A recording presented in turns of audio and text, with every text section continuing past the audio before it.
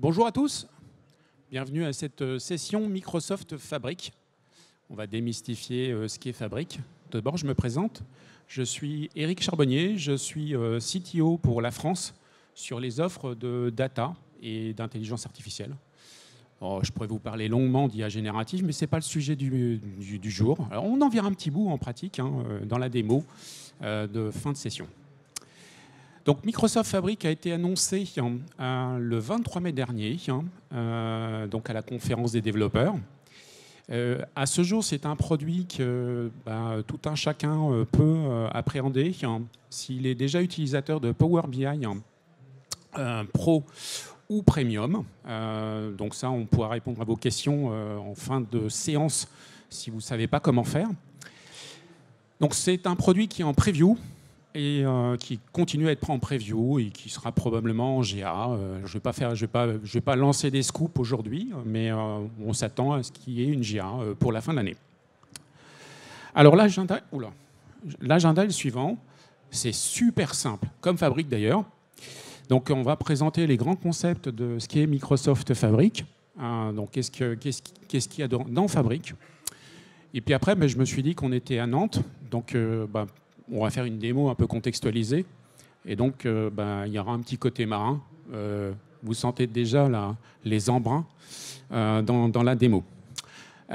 Et puis, comme en fait, c'est encore une offre qui n'est pas, on appelle General Availability, vous avez certainement des questions. Et donc, ce qu'on souhaite, enfin ce que je souhaite, c'est qu'il y ait quelques questions à la fin de la séance, mais je suis sûr que vous en aurez. Alors, qu'est-ce que c'est que Fabric? Alors, j'y suis allé un peu court, mais vous pouvez voir ça comme une incitation au dopage. Non, je plaisante. Mais Power BI, c'est Power BI on stéroïdes. Alors ça, c'est le petit diable rouge qui dit qu'il aime bien le concept.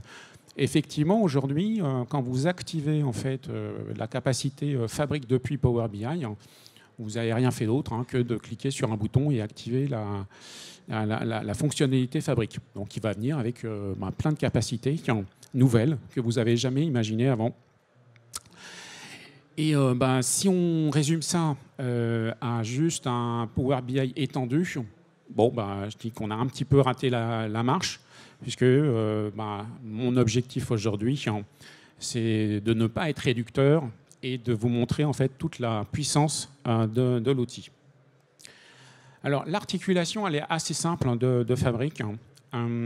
Donc la première chose, c'est qu'on a voulu rendre la donnée accessible à tous. Et il y a un concept qui est dans Fabric qui s'appelle One Lake. Donc on va parler d'une offre qui est en mode Software as a Service. Et le Data Lake, One Lake, est lui-même en mode Software as a Service, avec un certain nombre de concepts que je vais décliner dans les quelques minutes qui vont suivre. L'autre pilier fondamental de Fabric, c'est ce qu'on appelle une offre analytique complète en mode SaaS. À savoir que aujourd'hui, quand je fabrique une solution de data pour des data analystes, par exemple, j'ai besoin d'ingérer la donnée, j'ai besoin de la transformer, j'ai besoin de la présenter, j'ai peut-être besoin de la modéliser. Donc tout ça, ça fait partie de la proposition de valeur de Fabric. Et le troisième pilier, c'est ce qu'on appelle la data démocratisation. C'est en général, on fabrique des belles cathédrales de données, mais on a toujours des utilisateurs qui sont des utilisateurs métiers, qui n'arrivent pas à accéder à la donnée, qui n'ont pas exactement ce qu'ils veulent. Et c'est comment, avec l'IA générative, on va être en même d'aider à la fois donc, les utilisateurs finaux, donc qui vont pouvoir poser des questions en langage naturel, et également faciliter le travail de data engineering, de data science, etc. Donc tout ça, on verra ça dans un dernier volet. Alors on attaque tout de suite, surtout si on veut voir la petite démo. Donc la partie data. Donc en fait, c'est une solution unifiée, j'en ai parlé. Vous avez plusieurs moteurs, et je reviendrai sur ces notions de moteurs dans Fabric. Mais le concept clé, c'est la colonne vertébrale qui se trouve au milieu, qui s'appelle One Lake. Et en fait, tous les moteurs de Fabric parlent le même langage, parlent la même data. Donc quand je vais lire une donnée ou quand je vais stocker une donnée, que ce soit avec mon moteur de data ingestion ou mon real-time analytics, ces moteurs, ils stockent la donnée dans un format qu'on appelle le parquet, ou plus exactement le delta fichier, donc qui est une norme open de fichiers qui se prête très bien aux travaux analytiques puisque c'est un format colonne. Donc OneLake, c'est vraiment l'architecture centrale de notre offre. Et puis, on top de ça, vous allez avoir des choses qui vont permettre d'unifier l'intégralité des solutions, que ce soit de reporting, d'analyse temps réel, de data warehouse, etc., etc. Donc, on va parler de... Alors plus tard, on ne sait pas comment ça s'appellera, mais il y a une notion de gestion de la sécurité au sens global, la notion de gouvernance au sens global. Donc toutes ces notions seront intégrées dans OneLake, donc dans Fabric. Petit zoom sur donc ce OneLake. Donc, pour ceux qui connaissent bien Power BI, dans Power BI, on a ce concept de workspace. On garde le concept de workspace. Donc le concept de workspace ici, c'est un domaine métier. Donc vous avez un domaine RH, vous avez un domaine production. Et donc à l'intérieur en fait de ces domaines, vous allez pouvoir créer, alimenter en fait ce domaine en données et travailler avec les différentes solutions analytiques qui sont dans Fabric. À noter quand même que toutes ces données sont managées par Fabric, donc pas besoin de gérer les sauvegardes, des choses comme ça, c'est du mode SaaS. Alors si je vais un petit peu plus loin dans ma notion de Fabric, vous avez la notion en fait de shortcut. Ça c'est super intéressant. Alors je crois que j'ai des petites animations. Alors, ces notions de shortcut, c'est quoi? C'est déjà quand on démarre un projet Fabric, on n'a pas spécialement de données dans OneLake. Donc, il va falloir alimenter OneLake. Et pour pouvoir alimenter, il y a différentes possibilités. Soit je copie une donnée et je l'amène dans OneLake à travers effectivement des ETL, ELT standards, et notamment les capacités de data ingestion qui sont dans Fabric. Mais il y a un concept un peu nouveau qui s'appelle les shortcuts, donc qui évite de répliquer la donnée. Et donc, on va faire un lien directement sur des données, et notamment pour ce qui concerne Microsoft, le cloud et Azure. Et donc, on a un data lake en mode pass qui s'appelle Azure Data Lake Gen 2. Donc, on peut faire des shortcuts sur toutes les données que vous avez dans votre data lake. On sait déjà faire donc des shortcuts aussi sur d'autres fournisseurs de stockage, de cloud, et notamment tout ce qui est Bucket S3 sur Amazon, et vient très rapidement tout ce qui est Google Cloud Storage. Donc on va pouvoir shortcuter effectivement les... J'aime pas trop le mot, mais bon, c'est comme ça. Donc, faire un lien directement vers les éléments de stockage des différents clouds. Et derrière tout ça, ça va être un petit peu la tambouille de OneLake, d'aller gérer les métadonnées, gérer peut-être du cache. Enfin, bon, on ne va pas rentrer dans les détails techniques aujourd'hui, mais voilà. Donc, l'idée, c'est vraiment de pouvoir adresser l'ensemble des données de mon entreprise. Donc, il y a d'autres mécanismes comme de l'ingestion. Donc, ici, on va reprendre notamment les moteurs qu'on avait dans Data Factory, donc qu'on retrouve dans Fabric, qui permettent de déplacer la donnée d'un endroit A vers OneLake. Et vous avez d'autres notions alors, qui vont apparaître dans les prochaines semaines, ce qu'on appelle des mounts. Donc on va pouvoir monter en fait, des bases de données diverses du marché directement dans OneLake. Donc voilà, donc ça c'est OneLake, les shortcuts. Chose importante, on ne duplique pas la donnée, et si j'ai un domaine dans un workspace qui doit partager de la donnée avec un autre domaine d'un autre workspace, je fais simplement ce qu'on appelle un shortcut. Alors, en termes d'Analytic Engine, on a beaucoup de choses, et on pense qu'on couvre l'intégralité aujourd'hui des différents patterns d'analytique, que ce soit du data warehouse, du lakehouse, du real-time analytics. Donc tout ça, c'est intégré dans Fabric. L'objectif, c'est quoi? C'est que vous ayez en fait un point d'accès unique vers la donnée, OneLake, un point d'accès unique vers le développement de mes solutions analytiques, donc Fabric, et puis que je n'en sorte pas, et j'ai tout sous la main sans avoir à aller intégrer différents outils qui causent des fois pas bien ensemble ou qui n'ont pas les mêmes protocoles de sécurité. Donc tout ça, ça simplifie en fait la création de projets analytiques. Donc on va retrouver du real-time analytique, du data warehouse. Je reviendrai sur les patterns. Alors après, on pourrait se dire, mais c'est super compliqué finalement, puisque j'ai tout. Non, en fait, on a simplifié l'approche à travers ce qu'on appelle des personas. Donc, alors ça, c'est aussi un concept qui a amené un peu à évoluer.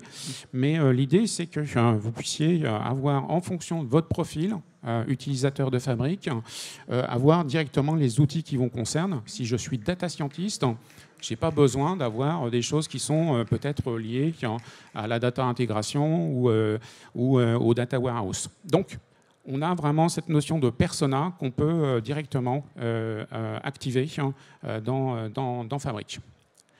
Alors, qu'est-ce qu'on couvre avec Fabric? Eh bien, on couvre en fait des scénarios analytiques assez classiques. Le premier, ce qu'on appelle, je reviendrai dessus, le lakehouse. Le deuxième, c'est classiquement l'entrepôt de données ou data warehouse. J'ai traduit sciences des données, mais aussi data science. Et le dernier, c'est le real-time analytics.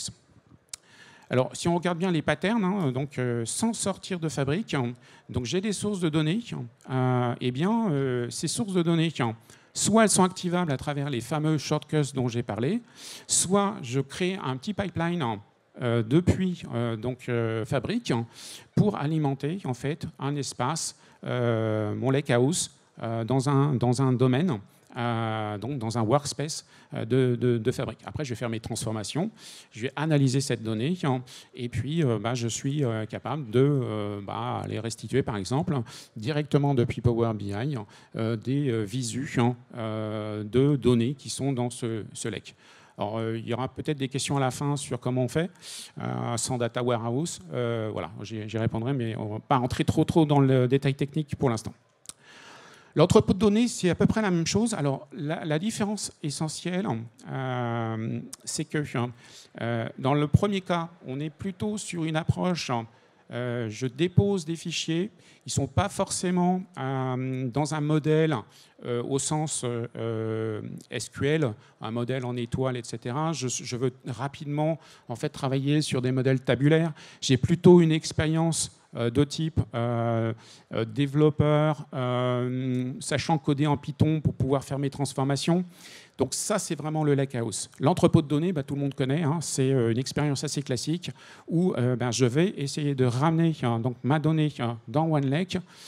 Une fois qu'elle est ramenée dans OneLake, soit à travers des shortcuts, soit à travers des pipelines, soit à travers des traitements que vous souhaiteriez faire, voire même des montes pour ce qui vient bientôt, eh bien, vous allez faire vos transformations et pourquoi pas, vous pourriez faire des transformations directement en SQL pour pouvoir présenter vos données Gold donc à Power BI. Donc ça, c'est l'entrepôt de données. Ça n'a pas trop changé par rapport à ce qu'on faisait avant. Les moteurs ont tous changé. Pour ceux qui connaissent Synapse, ce n'est plus les mêmes technologies, c'est vraiment autre chose. Même si quand vous activez Fabric, vous voyez le nom Synapse, il n'y a plus rien de Synapse dedans. Un autre pattern, c'est ce qu'on appelle donc le modèle de data science.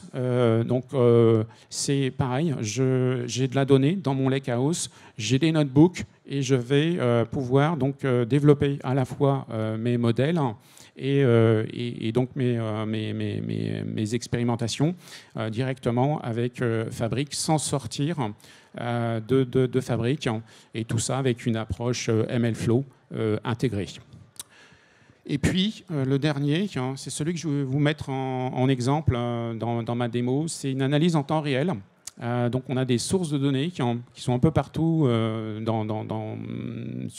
soit chez vous, dans vos entreprises, soit c'est de l'open data, soit c'est des fournisseurs d'accès divers et variés qui produisent de la donnée en streaming. Et l'idée, c'est de pouvoir effectivement ingérer cette donnée, la transformer et de pouvoir avoir des dashboards de représentation de cette donnée en temps réel. Voilà, donc ça, c'est les 4 patterns qu'on va retrouver avec Fabric. Pour terminer, on a également donc la partie d'IA, alors qui n'est pas visible pour beaucoup de monde aujourd'hui, ça arrive. C'est ce qu'on appelle donc la technologie des copilotes. Donc l'objectif, c'est quoi? C'est d'amener en fait la donnée au plus proche des utilisateurs. Je parlais de data démocratisation tout à l'heure. C'est faire le dernier kilomètre avec l'utilisateur final. Et donc c'est vraiment de simplifier en fait la façon dont l'utilisateur va interroger la donnée vis-à-vis de son legacy Fabric. Alors, des modèles, on en a plusieurs. Vous allez voir arriver dans Fabric, dans l'année qui vient, un certain nombre de ce qu'on appelle des copilotes.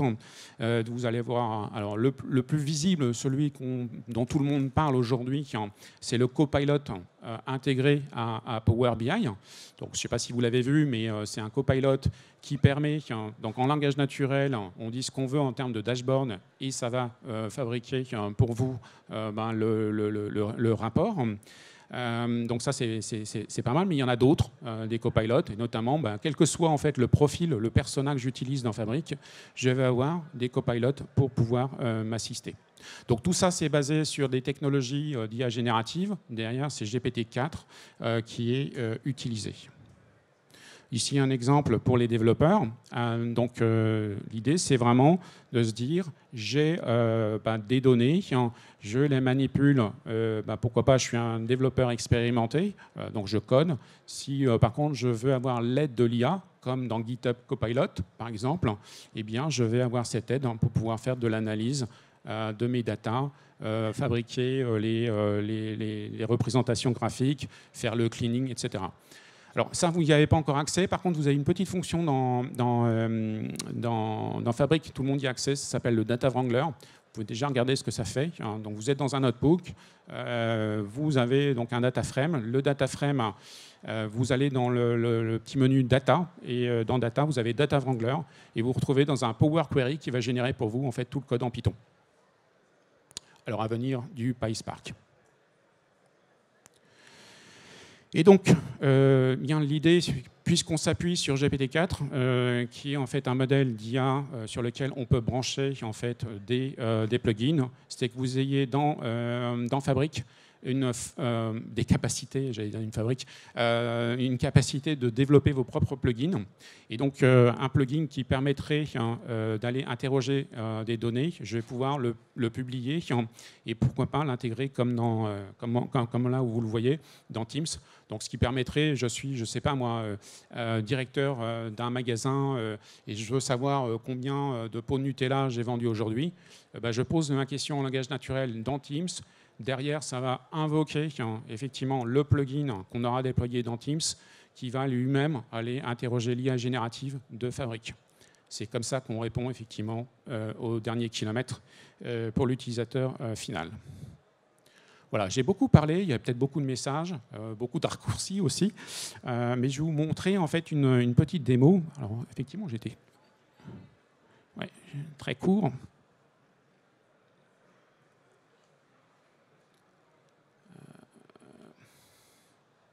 Alors, juste avant de démarrer, donc, pour ceux qui ont Power BI Pro et Premium, il est tout à fait possible d'activer au niveau du tenant Fabric. C'est gratuit.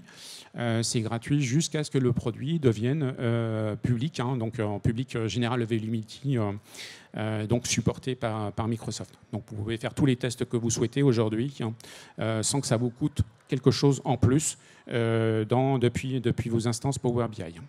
Et donc, quand on active ça, on a maintenant effectivement une petite barre. Alors, pardon, j'aurais dû prendre ma souris. Là, si on voit sur la doc, c'est pas bon. Et j'ai cette possibilité d'aller zoomer sur en fait des personas. Et ce qui va m'intéresser typiquement, c'est de zoomer par exemple sur un persona qui serait du data engineering. Alors ma petite démo a fait quoi avant de rentrer trop dans le produit, Grosso modo, je vous avais parlé de mer. Donc, dans la mer, on peut trouver ce qu'on appelle des bouées. Et des bouées avec des capteurs qui vont mesurer le niveau de la marée, qui vont mesurer le vent, qui vont mesurer la température de l'eau. Et donc je me suis concentré effectivement. Alors le jeu de données est américain, j'ai pas trouvé de jeu. Alors ça doit se trouver, hein, mais bon, par facilité, j'ai pris un jeu de données que j'avais. Et donc, eh bien, on va aller récupérer en live en fait les données qui sont fournies par cette open data. Et donc, si je vais sur la ville de Bremerton, qui est effectivement le zoom que je vais faire, donc vous voyez, vous avez un certain nombre d'informations qui sont fournies toutes les 6 minutes. Alors, depuis mon Fabric, j'ai activé en fait donc une vue de workspace. Et mon workspace, je le représente de cette façon-là, de façon un peu en mode graphe. Mais ce qui est important de voir, c'est que ma démo va intégrer en fait un module d'ingestion. Ce module d'ingestion va capter mes données de l'open data toutes les 6 minutes. Ça va être envoyé à travers un mécanisme qu'on appelle l'event stream dans Fabric. L'event stream va prendre les données et les stocker en fait dans notre moteur de real-time analytics. Et depuis ce moteur de real-time analytics, je vais pouvoir construire le dashboard que je vais vous montrer à la fin. Alors pour ingérer la donnée, il faut faire plaisir à tout le monde. Il y a des fois du code, on pourrait passer par d'autres étapes, mais ici, en fait, j'ai quelque chose qui tourne depuis déjà 10 jours, histoire d'avoir de la donnée significative. Et je vais récupérer en fait ces informations qui sont current time, water level, etc. Depuis en fait ma source de données. Donc ça, c'est le notebook qui tourne dans Fabric. Et évidemment, je vais alimenter mon système à travers ce qu'on appelle donc un event stream. Donc j'ai quelque chose qui s'appelle Nive Stream ici. Bon, les noms, désolé. J'aurais pu faire mieux, mais je vais alimenter en fait mon code avec effectivement les credentials qui sont fournis par l'event stream. Et dans l'event stream, alors je sais pas, j'ai mis mon PC en veille, mais normalement on alimente en fait ce qu'on appelle une base de données qui est au-dessus du lakehouse, qui peut elle-même être répliquée sur le lakehouse. Alors pour les besoins de simplification de la démo, j'ai été directement sur la base KQL. Et ici, donc depuis cette base, j'ai donc c'est une database. Je suis toujours dans mon Fabric. J'ai la possibilité de faire des queries directement depuis. J'aurais dû prendre ma souris. Donc on va en faire un count. Normalement, ça a dû un peu évoluer. Ouais. Je ne sais pas si ça a changé. Alors, on peut faire plein de choses, puisqu'on est sur un moteur de streaming. Du coup, on peut prendre les 100 derniers événements, ou directement aller requêter en fait, les événements qui ont lieu la dernière heure. Voilà. Donc ça, c'est ma base. À partir du moment où j'ai ma base, eh bien, j'ai derrière la possibilité de générer automatiquement un dataset et eh bien, j'ai créé directement, sans sortir de Fabric, un rapport Power BI, donc avec des choses que vous connaissez. Bon, le truc le plus intéressant ici, c'est effectivement, je me rends bien compte que j'ai de la marée basse et de la marée haute, même aux États-Unis, c'est fou, ils font pareil que nous. Et donc voilà, donc c'est ce que j'ai collecté, tout ça sera rafraîchi directement depuis le rapport. La petite nouveauté que j'ai intégrée à ce rapport, alors on avait une discussion tout à l'heure, mais je ne suis pas sûr que vous y ayez tous accès, mais bon, pourquoi pas, c'est que ici vous avez alors je vais peut-être dézoomer ça, parce que je ne suis pas très doué sur les... Voilà. Donc ici, vous avez en fait un texte qui a été produit par l'IA générative Copilot. Donc, alors c'est en anglais encore une fois, mais donc ça vient en français. Et l'idée, c'est d'avoir une explication de ce que font chacun des graphiques qui sont présentés à l'écran. Donc vous aurez cette capacité de pouvoir générer des résumés sur les données qui sont produites dans vos rapports. Alors le petit copilot, il est là. Hein. Alors, on ne va pas l'activer ici parce que sinon, ça peut prendre un petit peu de temps. Les copilots sont encore un peu lents. Mais globalement, je pourrais demander à Copilot de générer un rapport qui serait un peu plus chouette que celui que je présente à l'instant. Voilà. Donc vous avez vu un petit bout de Fabric. Super difficile de faire une démo en 4 minutes 50. Mais voilà. Donc on couvre ce pattern de real-time analytics. Alors il y aurait beaucoup de choses à dire sur Fabric encore. Je vais revenir à ma presse. Je crois que ce que je vais faire, c'est, je ne sais pas s'il me reste du temps. Alors ça, c'est un peu plus technique. Vous pouvez lire. Si vous avez des questions, je prends vos questions. Voilà. Je ne vous ai pas assommé, c'était midi. Normalement, heureusement que je ne suis pas passé à 14 heures. Ça va, c'était clair? Ouais, une question déjà? Ouais, vas-y, vas-y. Il n'y a pas de micro? Bonjour Eric. Je vois que on a un connecteur GCP là, qui est apparu sur la partie OneLake. Il est déjà disponible? Il sera disponible prochainement? Il n'est pas disponible. Oula, il n'est pas disponible à ce jour, mais il arrive effectivement. Alors on a beaucoup de choses qui arrivent jusqu'à la GA. On fait des deliveries, on fait de nouvelles fonctionnalités pratiquement toutes les semaines. Donc voilà. Donc ne partez pas en prod avec Fabric aujourd'hui. Hein. On est vraiment sur la preview, mais Microsoft va intègre toujours des nouvelles fonctionnalités. Bon, ça devrait venir dans les prochaines semaines. Bonjour.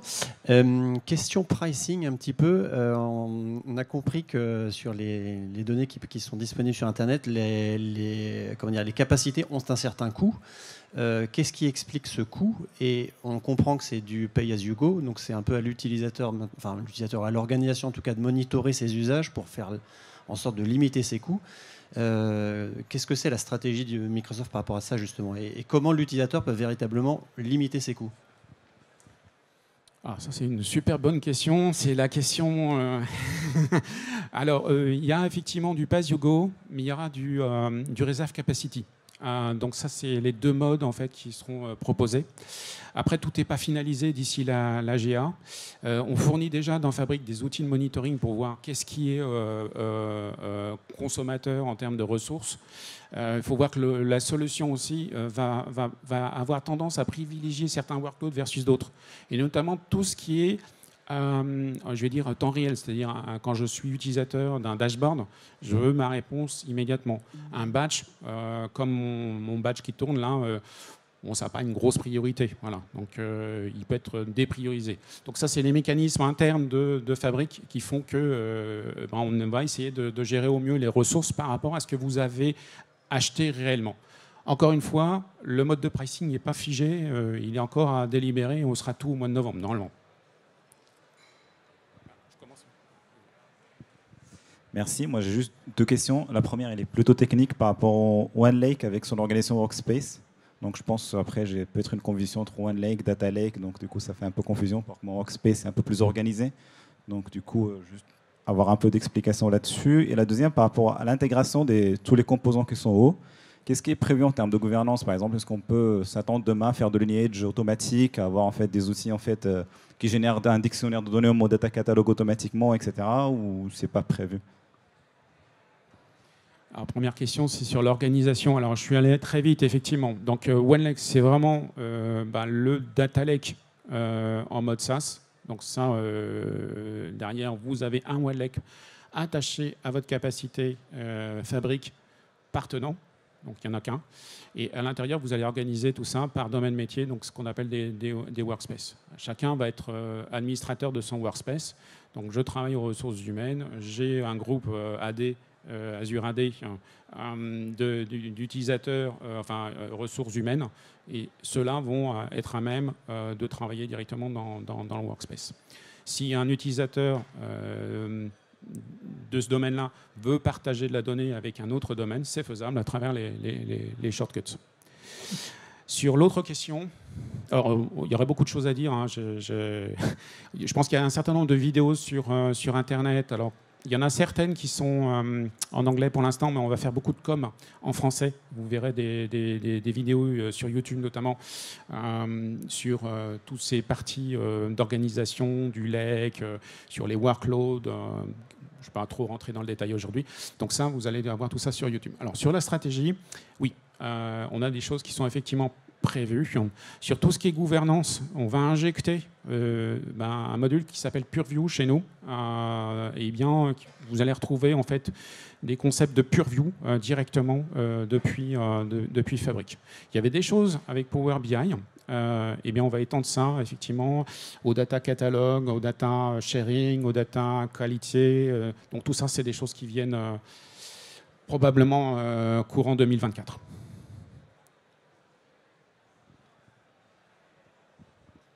Bonjour, merci Eric. J'avais une question pour les clients, pour les projets qui sont déjà partis sur du Synapse. Est-ce qu'on aura des passerelles pour pouvoir migrer sur Fabric, notamment pour toutes les capacités d'IA générative avec les copilotes? Comment les deux vont pouvoir cohabiter ou subsister? C'est une bonne question aussi. Donc aujourd'hui, ce qu'on dit de Synapse, c'est que c'est un service qui est maintenu encore pendant 10 ans par Microsoft. Donc ça, c'est l'engagement en fait de la ligne de produits. Le deuxième, c'est qu'on n'est pas encore on n'a pas encore finalisé la façon dont on allait pouvoir migrer les clients Synapse vers Fabric. On a des pistes, notamment, je vous ai parlé de Mount tout à l'heure, donc on va pouvoir monter en fait le dedicated pool de Synapse et d'aller répliquer effectivement cette donnée dans OneLake. Voilà, donc ça c'est ce qui est prévu. Mais Synapse, aujourd'hui, même s'il n'évolue pas fonctionnellement, techniquement, il est maintenu encore pour une longue période. Juste pour savoir, au niveau de copilote, est-ce qu'il y a un nombre de caractères limité pour poser une question en langage naturel ou pas? C'est encore une... Alors, je ne sais pas répondre directement à cette question-là, mais aujourd'hui, comme on s'appuie sur GPT-4, alors il y a différentes versions. Je pense que la version la moins évoluée de GPT-4, c'est 4K, en fait, alors, si je ne dis pas de bêtises. Donc, 4K, ça représente quand même déjà une bonne page de texte. Voire 2-3 pages de texte qu'on peut prompter. C'est-à-dire, j'exprime mon besoin en langage naturel, donc c'est plutôt confort. On n'est pas sur des choses où on va aller analyser des centaines de téras de données en mode non structuré et faire de la recherche documentaire. Voilà, donc je pense qu'on est sur ces ordres. Il y avait une question juste là. Bonjour. Donc nous, on est intégrateur sur les offres Microsoft et effectivement, pour rebondir sur la partie question Synapse, la même question vis-à-vis d'Azure Data Factory, d'Azure SQL. Aujourd'hui, on accompagne pas mal de clients PME ETI sur ces offres-là. Donc question quid de la gouvernance et de la politique vis-à-vis de ces deux offres chez vous. Et ensuite... quid pour la partie pricing, les capacités? Comment est-ce qu'il est facilement possible de se projeter sur la bonne capacité à choisir pour une ETI en fonction de ses volumes de données et c'est pas toujours facile à lire chez vous. Alors, je vais peut-être faire une deuxième réponse qui n'est pas très, très correcte, mais bon, on va voir. Sur l'avenir en fait, des solutions qui sont en mode pass en fait, aujourd'hui, on continue nos modes pass. Il y aura quand même une inflexion vers le mode SaaS de la part de Microsoft. Donc ça, il faut savoir. Je ne vais pas annoncer de scoop, mais effectivement, demain, on aura d'autres capacités dans Fabric. Donc ça, c'est le premier élément de réponse. Et pour ce qui concerne la deuxième question, se projeter sur les coûts, en fait, c'est pas facile, même pour nous. Alors, on espère une calculette, comme on l'avait avec Power BI. Et quand je dis que ma réponse ne va peut-être pas vous plaire, mais regardez déjà aujourd'hui Fabric. Il est gratuit, donc regardez, essayez de vous projeter effectivement. Alors évidemment, si j'ai 100 TB de données, la capacité en mode démo aujourd'hui ne suffit pas. Mais ça permet un petit peu de se projeter un petit peu sur les usages qu'on pourra avoir par type effectivement de workload. C'est la seule chose que je peux vous dire aujourd'hui. J'ai pas mieux à vous proposer. On attend la calculette, sinon, qui devrait être disponible, j'espère, d'ici la fin de l'année. Oui, bon, on me dit qu'il faut clore. Oui. Bon, il y a d'autres sessions après, je suis désolé. Hein. Je prends votre question après, si vous voulez. Merci beaucoup.